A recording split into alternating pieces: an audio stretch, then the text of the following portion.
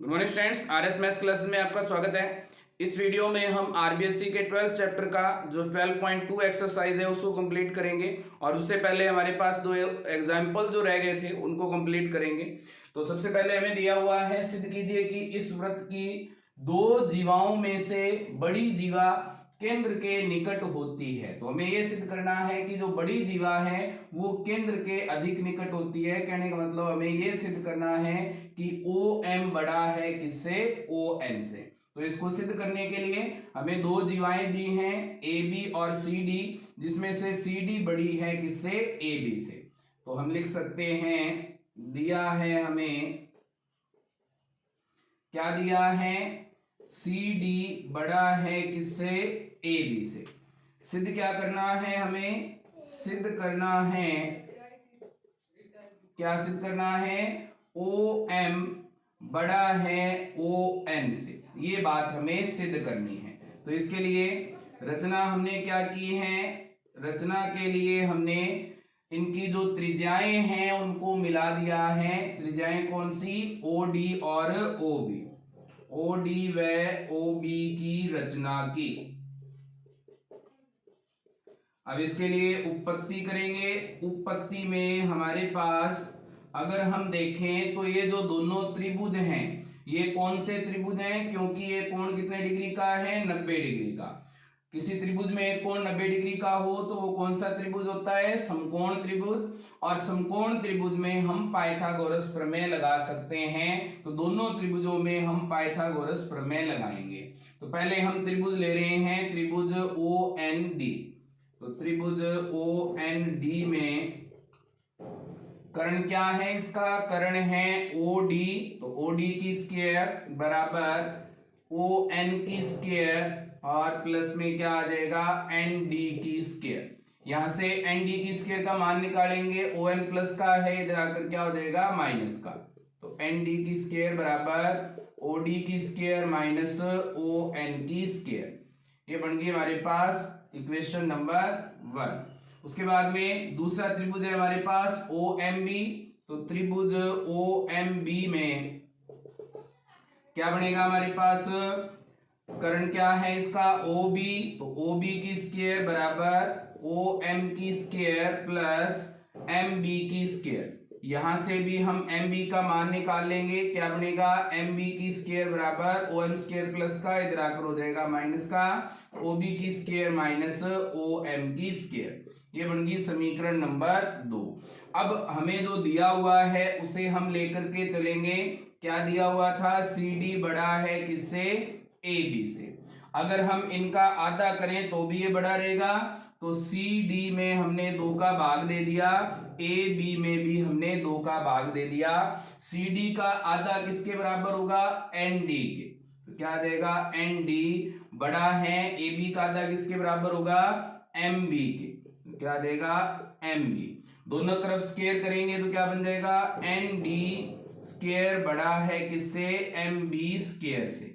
अब यहां से एन डी स्क्वायर का मान कितना निकाला था हमने समीकरण 1 से, ओ डी की स्क्वायर माइनस ओ एन की स्क्वायर बड़ा है किससे, ये बड़ा है हमारे पास एम बी की स्क्वायर। एम बी की स्क्वायर क्या थी, ओ बी की स्क्वायर माइनस ओ एम की स्क्वायर। अब यहां से ओ डी और ओ बी दोनों क्या हैं, वृत्त की त्रिज्याएं हैं। तो हम लिख सकते हैं कि ओ डी किसके बराबर है, ओ बी के। तो ओ डी बराबर है ओ बी के। तो ओ डी की जगह हम रखेंगे यहाँ पे ओ बी। तो क्या बन जाएगा, ओ बी की स्क्वायर माइनस ओ एन की स्क्वायर बड़ा होगा ओ बी की स्क्वायर माइनस ओ एम की स्क्वायर। अब यहां से ओ बी स्क्वायर दोनों तरफ है तो ये कैंसिल हो जाएंगे, क्या बच जाएगा, माइनस का ओ एन स्क्वायर बड़ा है माइनस के ओ एम स्क्वायर से। अब यहां से दोनों तरफ माइनस है तो माइनस 1 का दोनों तरफ गुणा करेंगे। जब माइनस का गुणा करते हैं तो ये निशान क्या हो जाता है, पलट जाता है। तो क्या बन जाएगा, यहां से ओ एन की स्क्वायर छोटा हो जाएगा किससे, ओ एम की स्क्वायर से। अब यहां से दोनों तरफ रूट ले लेंगे, रूट लेंगे तो क्या बनेगा, ओ एन छोटा है किससे, ओ एम से। या इसको उल्टा लिखना चाहें, ओ एम बड़ा है किससे, ओ एन से। यही हमें सिद्ध करना था। तो हमारा जो सिद्ध करने वाला था उदाहरण नंबर 6 वो कंप्लीट हो गया है। अब हम इसका नेक्स्ट क्वेश्चन करेंगे। तो हमें दिया है इसने नेक्स्ट क्वेश्चन में आकृति में एक वृत्त में जीवा ए बी बराबर है जीवा सी डी के। तो हमें सिद्ध करना है कि डी क्यू और बी क्यू बराबर हैं। ए बी और सी डी हमें बराबर दिया है, बी क्यू और डी क्यू को हमें बराबर करना है। तो इसके लिए हमें दिया है, इसने क्या दिया है, ए बी बराबर है सी डी के।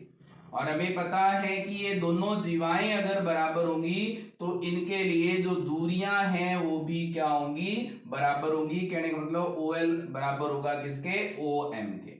और अगर ये दोनों बराबर हैं, अगर हम इन दोनों त्रिभुजों को सर्वांगसम सिद्ध कर देते हैं तो हमारे पास ये दोनों भुजाएं क्या आ जाएंगी, दोनों त्रिभुजों के लिए बराबर हो जाएंगी। और बराबर भुजाओं में से इन दोनों भुजाओं को माइनस करके BQ और DQ को हम बराबर सिद्ध कर देंगे।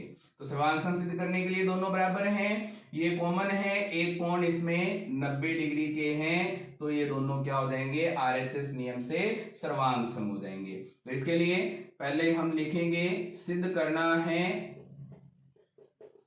क्या सिद्ध करना है हमें, BQ बराबर है किसके, DQ के। रचना क्या की है, रचना कुछ नहीं है, सीधा उत्पत्ति करेंगे।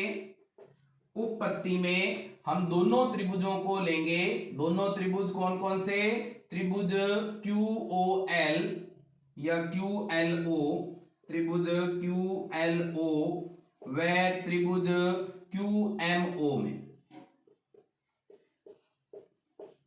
इन दोनों त्रिभुजों में अगर हम देखें तो हमारे पास कोण L और कोण M बराबर हैं। क्यों बराबर हैं, क्योंकि दोनों का मान कितना है, 90 डिग्री का है। अब हमारे पास OL बराबर होगा किसके, OM के। OL बराबर है OM के। ये बराबर क्यों हुए, क्योंकि जीवा AB बराबर है किसके, जीवा CD के। जब ये जीवाएं बराबर हो तो इनकी केंद्र से दूरियां भी क्या होती हैं, बराबर। उसके बाद में OQ जो है वो दोनों में उभयनिष्ठ है, तो हम लिख सकते हैं OQ बराबर OQ, क्योंकि ये क्या है, उभयनिष्ठ भुजा है। अब यहां से जब हमारे पास एक कोण 90 डिग्री का हो, कर्ण और एक भुजा बराबर हो जाए तो कौन सा नियम लगता है सर्वांग समता का, RHS। तो RHS सर्वांग समता से क्या बन जाएगा, हमारे पास त्रिभुज QLO सर्वांगसम हो जाएगा त्रिभुज QMO के। और अगर ये सर्वांगसम है तो इनकी संगत भुजाएं और कोण क्या होंगे, बराबर। तो CPCT नियम से क्या बन जाएगा, QL बराबर है किसके, ये बराबर है QM के। ये बन गई हमारे पास समीकरण नंबर 1। अब हमें BL और MD को बराबर करना है। इनको बराबर सिद्ध करने के लिए हमें पता है कि AB किसके बराबर है, CD के। तो AB बराबर दिए हैं CD के, इनका अगर हम आधा करेंगे तो भी ये बराबर होंगे। तो AB बटा 2 बराबर होगा CD बटा 2 के। AB का आधा किसके बराबर है, BL के। और CD का आधा किसके बराबर है, MD के या DM के, कुछ भी लिख सकते हैं। तो BL बराबर आ गया किसके, MD के। ये बन गई समीकरण नंबर 2। अब हमें बराबर करना था BQ और DQ को। में QL में से किसको माइनस करना है, BL को। और QM में से किसको माइनस करना है, MD को। तो इसके लिए हमें समीकरण 1 में से समीकरण 2 को घटाना होगा। तो समीकरण 1 माइनस 2 से क्या बन जाएगा, QL माइनस BL बराबर हो जाएगा QM माइनस MD। यहां से QL में से BL घटेगा, क्या बच गया, BQ बराबर होगा QM में से MD घट जाएगा, क्या बच गया, DQ। तो यही हमें सिद्ध करना था, सिद्ध हो गया। हमारा जो 7वां क्वेश्चन है, उदाहरण है, वो कंप्लीट हो गया है। अब हम प्रश्नावली के कुछ क्वेश्चंस करेंगे। तो 12.2 का फर्स्ट क्वेश्चन दिया है, इसने क्या कहा है, निम्न में सत्य असत्य लिखिए और अपने उत्तर का कारण संभव हो तो बताइए। तो फर्स्ट दिया है एक वृत्त की ए बी व सी डी क्रमशः 3 सेंटीमीटर और 4 सेंटीमीटर माप की जीवाएं हैं जिनके द्वारा केंद्र पर क्रमशः 70 डिग्री व 50 डिग्री के कोण निर्मित हैं। तो ए बी जीवा की लंबाई है 3 सेंटीमीटर, सी डी की लंबाई है 4 सेंटीमीटर। इसका मतलब सी डी जीवा बड़ी है और ए बी जीवा छोटी है। तो जीवा द्वारा केंद्र पर जो अंतरित कोण होंगे, जो छोटी जीवा है उसके द्वारा छोटा कोण बनेगा, जो बड़ी जीवा है उसके द्वारा बड़ा कोण बनेगा। जबकि इसने क्या दिया है, ए बी ने, छोटी जीवा ने 70 डिग्री कोण बनाया है और बड़ी जीवा ने 50 डिग्री का कोण बनाया है। तो ये क्या है, असत्य है। उसके बाद में दूसरा दिया है एक वृत्त की जीवाएं जिनकी लंबाइयां 10 सेंटीमीटर व 8 सेंटीमीटर हैं, केंद्र से क्रमशः 8 सेंटीमीटर व 5 सेंटीमीटर दूरी पर हैं। तो एक जीवा बड़ी है और दूसरी जीवा छोटी है। जो बड़ी जीवा होती है वो केंद्र के अधिक नजदीक होती है, यानी कि केंद्र से दूरी क्या होती है, कम होती है। जबकि बड़ी जीवा के लिए दूरी क्या दी है, 8 सेंटीमीटर, और छोटी जीवा के लिए दूरी क्या दी है, 5 सेंटीमीटर। ये भी क्या है, असत्य है। उसके बाद तीसरा, एक वृत्त की दो जीवाएं ए बी व सी डी में से प्रत्येक केंद्र से 4 सेंटीमीटर की दूरी पर हैं, तब ए बी बराबर सी डी हो। तो ये हमने प्रमेय भी सिद्ध की थी कि अगर केंद्र से दूरी बराबर है तो वो जीवाएं भी क्या होती हैं, बराबर। तो ये क्या हो जाएगा, सत्य। उसके बाद में चौथा दिया है ओ व ओ डैश केंद्रों वाले दो सर्वांगसम वृत्त ए और बी बिंदुओं पर प्रतिच्छेद करते हैं, तब ए ओ बी और कोण ए ओ डैश बी बराबर होंगे। ये बात हमें बतानी है। तो यहाँ पे हम डायग्राम बना के देख लेते हैं कि हमारे पास दो वृत्त हैं। सर्वांगसम वृत्त का मतलब है दोनों की त्रिज्याएं बराबर हैं। तो ए और बी पर ये प्रतिच्छेद करते हैं।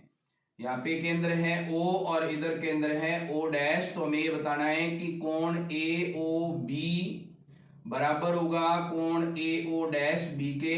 ये दोनों बराबर होंगे। क्यों बराबर होंगे, क्योंकि ये सर्वांगसम वृत्त हैं और एक बराबर जीवा द्वारा केंद्र पर जो अंतरित कोण होते हैं वो भी क्या होते हैं, बराबर होते हैं। तो ये दोनों क्या होंगे, बराबर होंगे। तो हमारा जो ये क्वेश्चन है, जो वाक्य दिया है इसने, वो क्या है, सत्य है। उसके बाद पांचवा दिया है 3 संरेख बिंदुओं से होकर एक वृत्त खींचा जा सकता है। तो संरेख बिंदुओं से, 3 संरेख बिंदुओं से होकर जाने वाला कोई वृत्त नहीं खींचा जा सकता। ये क्या है, असत्य है। उसके बाद छठा है दो बिंदुओं ए और बी से होकर 4 सेंटीमीटर त्रिज्या का वृत्त खींचा जा सकता है यदि ए बी की लंबाई 8 सेंटीमीटर हो। तो ये सत्य है, क्योंकि इसने कहा है कि हमें ए और बी दो बिंदु हैं, उनसे होकर जाने वाला एक वृत्त अगर खींचें 4 सेंटीमीटर त्रिज्या का, तो 4 सेंटीमीटर त्रिज्या खींचना है तो ए बी की लंबाई 8 सेंटीमीटर होनी चाहिए। तो इधर त्रिज्या 4 सेंटीमीटर, इधर भी कितनी होगी, 4। तो 4 और 4 प्लस करेंगे कितना हो जाएगा, 8। तो ए बी की लंबाई कितनी होनी चाहिए, 8। तो ये क्या है, सत्य है। तो हमारा जो फर्स्ट क्वेश्चन है वो कंप्लीट हो गया है। अब हम इसका नेक्स्ट क्वेश्चन करेंगे। हमें इसका जो सेकंड क्वेश्चन दिया है, इसने क्या कहा है, यदि वृत्त की त्रिज्या 13 सेंटीमीटर है, इसकी एक जीवा की लंबाई 10 सेंटीमीटर है, तो इस जीवा की केंद्र से दूरी हमें ज्ञात करनी है। तो हमने एक वृत्त ले लिया जिसमें जीवा ली 10 सेंटीमीटर और इसकी त्रिज्या की जो लंबाई है वो है 13 सेंटीमीटर। इसकी केंद्र से दूरी हमें ज्ञात करनी है। तो ये कितने डिग्री का कोण है, 90 डिग्री का कोण है।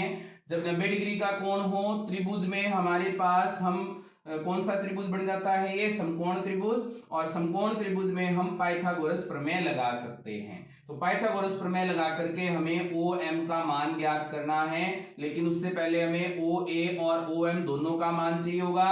OA का मान तो दिया है, OAM का मान हमारे पास नहीं है। तो AM का मान ज्ञात करने के लिए हमारे पास AB का मान दिया है इसने 10 सेंटीमीटर। AM क्या होगा, AB का आधा।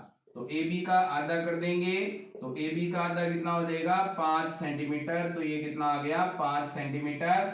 अब हमें OM का मान ज्ञात करना है। तो समकोण त्रिभुज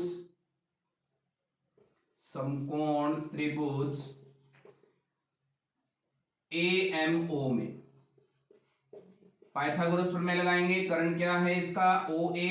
तो OA की स्क्वायर बराबर AM की स्क्वायर प्लस OM की स्क्वायर। यहाँ से ओ ए का मान कितना है 13, तो 13 की स्क्वायर, ए एम का मान है 5, तो 5 की स्क्वायर प्लस ओ एम की स्क्वायर। यहाँ से 13 की स्क्वायर कितनी होती है 169, 5 की स्क्वायर होती है 25 प्लस ओ एम की स्क्वायर। ओ एम का मान ज्ञात करना है, 25 प्लस का इधर आकर के हो जाएगा माइनस का, तो क्या बनेगा ओ एम स्क्वायर बराबर 169 माइनस 25, ओ एम स्क्वायर बराबर कितना आ जाएगा 144, स्क्वायर हटाएंगे दूसरी तरफ आ जाएगी रूट, 144 की रूट होती है हमारे पास 12, तो इसके लिए केंद्र की दूरी कितनी आ गई 12 सेंटीमीटर। तो हमारा जो दूसरा क्वेश्चन है वो कंप्लीट हो गया है। अब हम इसका नेक्स्ट क्वेश्चन करेंगे। तो मैं नेक्स्ट क्वेश्चन दिया है इसने तीसरा क्वेश्चन, एक वृत्त की दो जीवाएं ए बी और सी डी जिनकी लंबाइयां क्रमशः 6 सेंटीमीटर और 12 सेंटीमीटर हैं, एक दूसरे के समांतर हैं तथा वे वृत्त के केंद्र के एक ही और स्थित हैं। यदि ए बी व सी डी के बीच 3 सेंटीमीटर की दूरी हो तो वृत्त की त्रिज्या हमें ज्ञात करनी है। तो इसके लिए हमें दिया है कि एक वृत्त है, उसका केंद्र O है, ए बी इसमें जीवा है जिसकी लंबाई है 6 सेंटीमीटर, सी डी जीवा है जिसकी लंबाई है 12 सेंटीमीटर। इन दोनों के बीच की दूरी है हमारे पास 3 सेंटीमीटर। हमें इसकी वृत्त की त्रिज्या ज्ञात करनी है। तो वृत्त की त्रिज्या ज्ञात करने के लिए हमारे पास दो समकोण त्रिभुज बन रहे हैं, एक है CMO और दूसरा है ANO।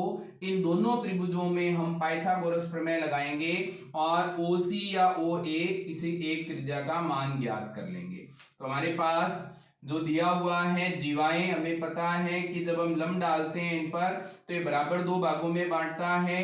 ये दोनों टोटल थी CD 12, तो ये बन जाएगी 6 सेंटीमीटर, इधर भी कितना आ जाएगा 6 सेंटीमीटर। ए बी थी 6 सेंटीमीटर की, तो ये 3 सेंटीमीटर हो जाएगी, ये भी कितनी हो जाएगी 3 सेंटीमीटर। तो अब हमारे पास पहले हम त्रिभुज CMO में पाइथागोरस प्रमेय लगाएंगे। तो त्रिभुज CMO में कर्ण क्या है OC, तो OC की स्क्वायर बराबर हमारे पास क्या आ जाएगा, आधार है CM स्क्वायर और प्लस आ जाएगा हमारे पास OM की स्क्वायर। अब इसमें जिसका मान पता है वो मान रख देंगे हम, OC की स्क्वायर वैसे का वैसे ही रहेगा, CM का मान कितना है हमारे पास 6, तो 6 की स्क्वायर प्लस OM का मान नहीं है तो क्या आ जाएगा OM की स्क्वायर। अब यहां से OC की स्क्वायर बराबर हो जाएगा 6 की स्क्वायर 36 प्लस OM स्क्वायर। ये बन गई समीकरण नंबर 1। अब हम दूसरा त्रिभुज लेंगे, त्रिभुज ANO। तो त्रिभुज ANO में पाइथागोरस प्रमेय लगाएंगे। कर्ण क्या है इसका OA, तो OA की स्क्वायर बराबर क्या बनेगा AN की स्क्वायर प्लस ON की स्क्वायर। अब यहां से OA का मान है हमारे पास, OA किसके बराबर है OC के बराबर है क्योंकि ये त्रिज्याएं हैं दोनों, तो क्या हो जाएगा OC की स्क्वायर बराबर AN में मान है हमारे पास 3 सेंटीमीटर, तो 3 की स्क्वायर प्लस ON में दो भुजाएं हैं हमारे पास OM और MN, तो OM का तो मान हमें पता नहीं है और प्लस में हमारे पास MN का मान पता है जो क्या है 3। इस पूरे की क्या बन जाएगी स्क्वायर, OC की स्क्वायर बराबर 3 की स्क्वायर कितनी हो जाएगी 9 प्लस यहाँ पे A प्लस बी की होल स्क्वायर लग जाएगी। A प्लस बी की होल स्क्वायर क्या होती है A की स्क्वायर प्लस B की स्क्वायर प्लस 2AB। तो ये हमने यहाँ पे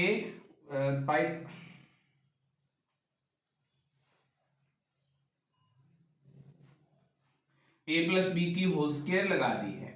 अब यहां से OC स्क्वायर का मान कितना था 36 प्लस OM की स्क्वायर बराबर क्या आ जाएगा 9 प्लस OM की स्क्वायर प्लस 9 प्लस हो जाएगा हमारे पास 6 OM। यहां से OM स्क्वायर से OM स्क्वायर कैंसिल हो जाएगा, 36 वैसे का वैसा ही, 9 और 9 जुड़कर हो जाएंगे 18 प्लस में है 6 OM, 18 प्लस के इधर आकर हो जाएंगे माइनस के, तो 36 माइनस 18 बराबर 6 OM। 36 में से 18 घटेंगे 18 बराबर 6 OM। 6 गुणा में है भाग में आ जाएगा, तो OM का मान कितना होगा 18 बटा में 6 बराबर 3। तो OM का मान कितना है 3 सेंटीमीटर। OM का मान आ गया है। अब हम OM का मान समीकरण 1 में रख करके OC का मान ज्ञात कर लेंगे। तो OM का मान हम रखेंगे समीकरण 1 में, तो समीकरण 1 से क्या बन जाएगा, OC की स्क्वायर बराबर 36 प्लस OM का मान कितना है 3, तो 3 की स्क्वायर, OC की स्क्वायर बराबर 36 प्लस 9, OC की स्क्वायर बराबर हो जाएगा 45। यहां से OC का मान कितना आ जाएगा, स्क्वायर हटेगी तो दूसरी तरफ रूट, OC बराबर 45 को क्या लिख सकते हैं 9 गुणा 5, 9 की रूट कितनी होती है 3, 5 की रूट पता नहीं है तो क्या आ जाएगा 3 रूट 5 सेंटीमीटर। तो ये हमारे पास इसकी त्रिज्या की लंबाई आ गई है। इसके साथ ही हमारा तीसरा क्वेश्चन जो है वो कंप्लीट हो गया है। अब आगे के क्वेश्चंस के लिए हम नेक्स्ट वीडियो देखेंगे। इसके लिए वीडियो को लाइक करें, कमेंट करें, शेयर करें, ज्यादा से ज्यादा लोगों तक वीडियो को पहुंचाएं, चैनल को सब्सक्राइब करें और ज्यादा से ज्यादा लोगों को सब्सक्राइब करवाएं। Thank you students.